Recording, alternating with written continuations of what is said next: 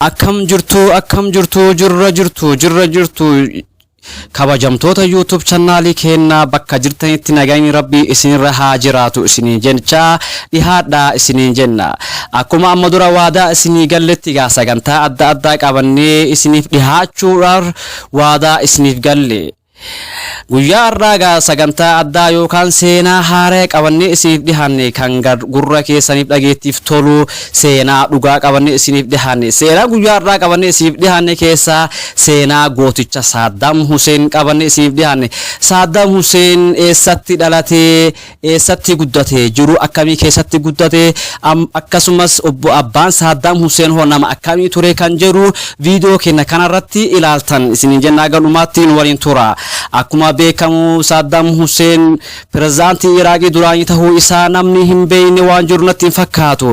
Maqaan isaa guutuun Saddam Hussein Al-Majid Al-Tikriitii jedhama. Biyya Iraaqii godina Al-Tikriitii magaalaa Aluujaatti bara 1937 dhalate. Abbaan isaa Hussein Al-Majid hiyyeessa namaaf gabaree yookaan oorruu namaa qotee jiraachaa turedha. Hussein Al-Majid akkuma ilma isaa jiruu yataamummaa dabarse. Hussein Al-Majid intala fira isaa Sabha Al-Tafhaa jedhamtu fuudhe haadha Saddam Hussein jechuudha. Hussein Al-Majid Saddamii ji'a jahgaraa haadhaa keessa jiru du'e. Erga abbaan Saddam du'een booda haati Saddam kara mana obboleessa ishee Khairallah Al-Tafhaa jedhamutti galte. Obboleessi ishee yeroo kanatti hojjetaa mootummaa yookaan waraana mootummaa ture. Saddam Hussein eessuma isaa biratti dhalate. Erga haati Saddam Hussein Saddamiin deesseen booda waggaa muraasa boodan nama biraatti heerumte. Nama saniif ijoollee sadi deesseef. Ijoolleen sadan obboleeyyan Saddam Hussein jechuudha. Saddam Hussein obboleeyyan haadhaan takka kan abbaan garagaraa sadi qaba jechuudha.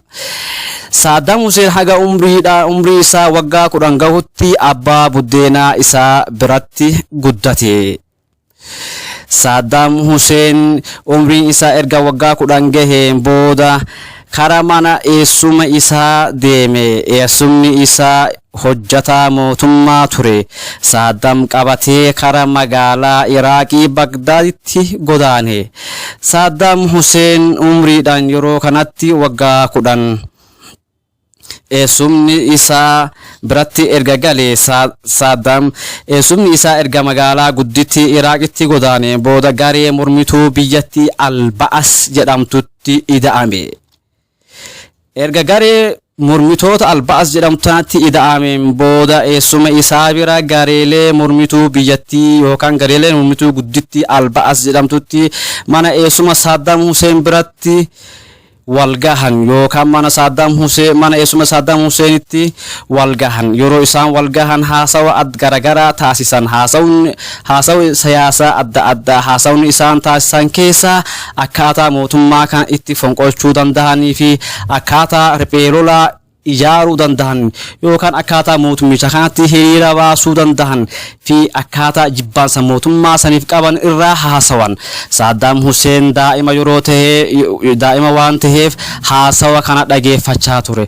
Haasawni gareelee mormituu biyyattii haasawan kun Saddam Hussein akka malee irraa gammadee Saddam Hussein yeroo kanatti jibbaa mootummaa saniif qabu qalbii isaa keessatti uumame.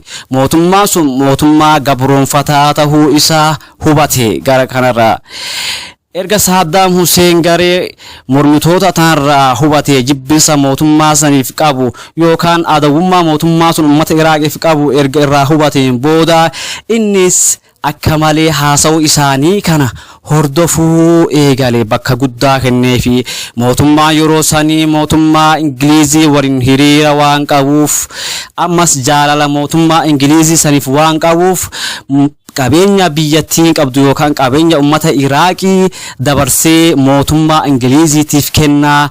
Fedhii mootummaa Ingilizii biyya Iraaqii keessatti geggeessaa fi waan ta'eef riphee loltoonni yookaan gareeleen mormitoonni akka malee dura dhaabbachaa turan sosochii mootummicha kanaa. Saddam Hussein yeroo kanatti akka malee gammachuu fi qalbiin isaa akka malee itti gammadee dhiheeffachuu eegale yaada kana. Daawwattoota kabajamtoota YouTube channelii keenyaa sagantaan keenya kan kutaa tokkoffaa yookaan guyyaa har'aa asumarratti raawwata. Seenaa Saddam Hussein hanga kutaa lammaffaatiin wal deemuutti nagaa nu tura isiniin jenna. Saddam Hussein goota ta'uu isaa namni hin beekne hin jiru. Sagantaan isaa yookaan seenaan Saddam Hussein itti fufa isiniin jenna. Hanga dhumaatti nu waliin tura isiniin jenna.